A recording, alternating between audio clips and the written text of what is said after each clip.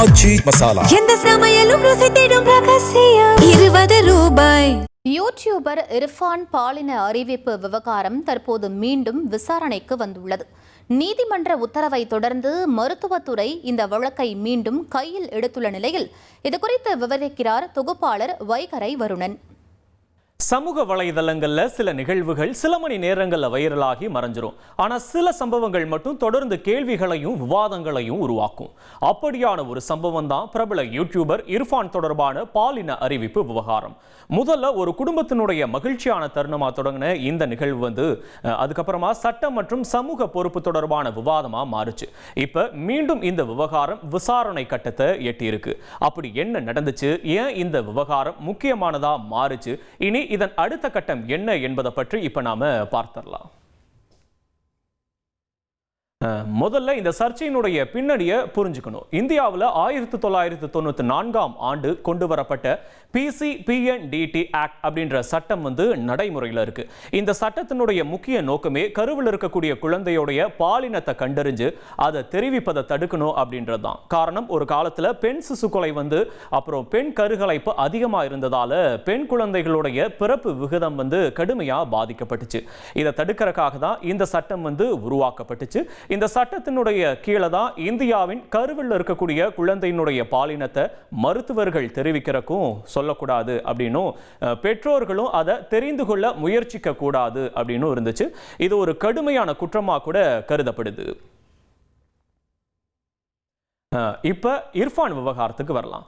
2024ஆம் ஆண்டு தன்னுடைய மனைவி கர்ப்பமா இருந்தப்ப இர்ஃபான் துபாய்க்கு போயிருக்காரு. அங்க ஒரு மருத்துவமனையில கருவில் இருக்கக்கூடிய குழந்தையினுடைய பாலினத்தை அறியக்கூடிய ஒரு பரிசோதனை செய்ததா சொல்லப்படுது. அந்த நாட்டில் இது சட்டப்படி அனுமதிக்கப்பட்டிருந்ததால அங்க அந்த பரிசோதனை நடந்திருக்கு. அதுக்கப்புறமா இர்ஃபான் அவருடைய மனைவி சென்னை வந்திருக்காங்க. அதன் பிறகு 2024 மே மாதத்துல உறவினர்கள் மற்றும் நண்பர்கள் முன்னிலையில ஒரு ஜெண்டர் ரிவீல் பார்ட்டி நடத்தப்பட்டிருக்கு. அந்த விழாவில் தான் தனக்கு குழந்தை பிறக்க போவதா, அதாவது பெண் குழந்தை பிறக்க போவதா இர்ஃபான் அறிவிச்சிருக்காரு. அந்த நிகழ்ச்சியை முழுவதுமா வீடியோவா பதிவு செஞ்சு 2024 மே 19ஆம் தேதி தன்னுடைய யூடியூப் சேனல்ல இர்ஃபான் வெளியிட்டார். இந்த வீடியோ வெளியான சில நாட்களிலே ஒரு 20 லட்சத்திற்கும் அதிகமான பார்வையாளர்கள்லாம் பெற்று சமூக வலைதளங்கள்லையும் இந்த வீடியோ வேகமா வைரலாச்சு.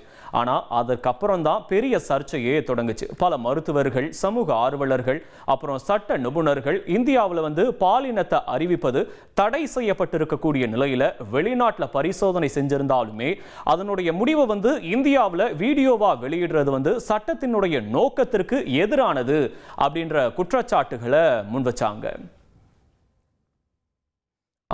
இதையடுத்து தமிழ்நாடு மருத்துவ மற்றும் ஊரக நலப்பணிகள் இயக்ககம் இந்த விவகாரத்தில் தலையிட்டுச்சு. முதல்ல இர்ஃபானுக்கு நோட்டீஸ் அனுப்பி விளக்கம் கேட்கப்பட்டுச்சு. அதுக்கப்புறமா தமிழக அரசினுடைய உத்தரவின் பேரில் சைபர் கிரைம் பிரிவு உதவியோட அந்த சர்ச்சைக்குரிய வீடியோ சமூக வலைதளங்கள் இருந்து நீக்கப்பட்டுச்சு. அதே நேரத்தில் இது போன்ற செயல்கள் சமூகத்தில் தவறான முன் உதாரணத்தை ஏற்படுத்தும் அப்படின்னும் பெண் குழந்தைகளுடைய பிறப்பு விகிதத்தை பாதிக்கக்கூடிய மனநிலையை உருவாக்கும் அப்படின்னு கூட தமிழக அரசு ஒரு எச்சரிக்கையும் விடுத்திருந்துச்சு. இந்த நடவடிக்கைகளுக்கு அப்புறமா இர்ஃபான் நேரடியா சென்னை DMS அலுவலகத்திற்கு போய் அதிகாரிகளை சந்திச்சாரு. அவர் அளித்த விளக்கத்துல வெளிநாட்டில் பாலின பரிசோதனை செய்வது சட்டப்படி அனுமதிக்கப்பட்டுச்சு, அதனால அதன் முடிவை தமிழ்நாட்டில் வீடியோவா வெளியிடுவது சட்ட சிக்கலை ஏற்படுத்துன்றது எனக்கு தெரியல, அது தவறாகிருச்சு அப்படின்னு சொல்லி மன்னிப்பு கடிதம் கூட வழங்கி இருந்தார். அதுக்கப்புறமா அவர் தன்னுடைய யூடியூப் சேனல்ல இருந்து கூட அந்த வீடியோவை கூட நீக்கி இருந்தார். அதன் அடிப்படையில் தான் இர்ஃபான் தன்னுடைய தவறை ஒப்புக்கொண்டு மன்னிப்பு கேட்டதால அவர் மீது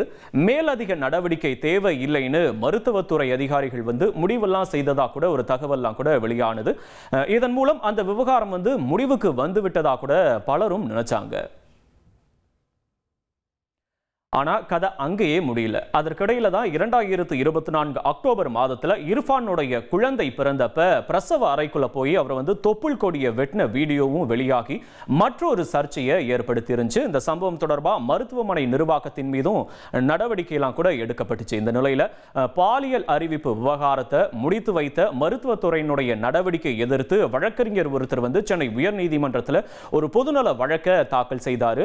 அவர் தன்னுடைய மனுவில் முக்கியமான சில கேள்விகளை எழுப்பியிருந்தார். இந்த PCPNDT சட்டத்தின் கீழே இது ஒரு கடுமையான குற்றமாக கருதப்படக்கூடிய நிலையில வெறும் மன்னிப்பு கடிதம் வாங்கி கொண்டு அதிகாரிகள் எப்படி வழக்க முடித்து வைக்க முடியும்?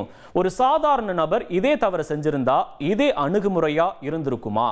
பல லட்சம் மக்களை சென்றடையக்கூடிய ஒரு பிரபல யூடியூபர் இப்படி செயல்பட்டா அது சமூகத்துல தவறான முன்னுதாரணமா மாறாதா அப்படின்னு பல கேள்விகளை அவர் நீதிமன்றத்தில் முன் வச்சிருந்தார். இந்த வழக்கை விசாரித்த சென்னை உயர்நீதிமன்றம் மருத்துவத்துறையினுடைய முந்தைய நடவடிக்கை போதுமானதா இல்லை அப்படின்ற ஒரு கருத்தையும் தெரிவிச்சிருந்தது. அதுக்கப்புறமா இர்ஃபான் தொடர்பான புகாரை மீண்டும் முழுமையா விசாரிச்சு 8 வாரங்களுக்குள்ள சட்டப்படி உரிய நடவடிக்கை எடுக்கணும் அப்படின்னு மருத்துவ மற்றும் ஊரக நலப்பணிகள் இயக்கத்திற்கு உத்தரவிட்டிருந்துச்சு. இந்த நீதிமன்ற உத்தரவை தொடர்ந்து முன்பு முடிவுக்கு வந்ததா கருதப்பட்ட அந்த கோப்புகள் அனைத்தையுமே மீண்டும் திறக்கப்பட்டு இருக்கிறதன் மூலமா இந்த வழக்கு இப்ப மீண்டும் தீவிர விசாரணை கட்டத்திற்குள்ள நுழைஞ்சிருக்கு. அதிகாரிகள் பழைய ஆவணங்கள், விளக்கங்கள், ஆதாரங்கள் எல்லாத்தையுமே மீண்டும் ஆய்வு பண்ணிட்டு வராங்க. நீதிமன்ற உத்தரவின் அடிப்படையில் இந்த முறை எடுக்கப்படக்கூடிய முடிவு முக்கியமானதா இருக்கும்னு சொல்லப்படுது. தற்போதைய தகவலின்படி வழக்கறிஞர் தரப்பில் அளிக்கப்பட்ட ஆதாரங்கள் அப்புறம் இரு தரப்பினுடைய விளக்கங்களையும் பரிசீலித்த பிறகு மருத்துவத்துறை விரைவில் ஒரு இறுதி உத்தரவை வெளியிடப்படும்னு சொல்லப்படுகிறது. இந்த இறுதி உத்தரவில் இர்ஃபான் மீது மறுபடியும் சட்ட நடவடிக்கை எடுக்கப்படுமா இல்ல முந்தைய முடிவே உறுதி செய்யப்படுமா அப்படின்றது விரைவில் தெரிய வரும். மொத்தத்துல இந்த விவகாரம் ஒரு யூடியூபரை சுற்றிய சர்ச்சையா மட்டும் பார்க்க முடியாது. சமூக ஊடகங்கள்ல பெரும் தாக்கம் கொண்ட நபர்கள் வகிக்க வேண்டிய பொறுப்பு, சட்டத்தின் எல்லைகள் மற்றும் அதிகாரிகள் சட்டத்தை எந்த அளவுக்கு சமநிலையோட செயல்படுத்தணும் அப்படின்றதற்கான ஒரு முக்கியமான விவாதமா இது மாறியிருக்கு. தற்போது அனைவருடைய கவனமும் மருத்துவத்துறையினுடைய இறுதி உத்தரவு அப்புறம் அதனை தொடர்ந்து எடுக்கப்பட இருக்கக்கூடிய சட்ட நடவடிக்கைகள் மீதுதான் இருக்கு. இந்த வழக்கினுடைய அடுத்தடுத்த நகர்வுகள் சம்பந்தப்பட்ட நபரினுடைய எதிர்காலத்தை மட்டுமில்லாம தமிழ்நாட்டில் சமூக ஊடக பிரபலங்கள் தொடர்பான இது போன்ற வழக்குகளுக்கான ஒரு சட்ட அணுகுமுறையையும் தீர்மானிக்கும் வகையிலேயே அமையக்கூடும். இனி வரும் நாட்களில் வெளியாகும் முடிவு இந்த ஒரு வழக்கின் முடிவா மட்டுமே இல்லாம சமூக ஊடகத்தில் செல்வாக்கு பெற்றவர்கள் எப்படி நடந்துக்கணும் அப்படின்றதற்கான ஒரு முக்கியமான சிக்னலாகவும் பார்க்கப்படுது. எந்த சமையலும் ருசி தேடும் ரகசியம் 20 ரூபாய்.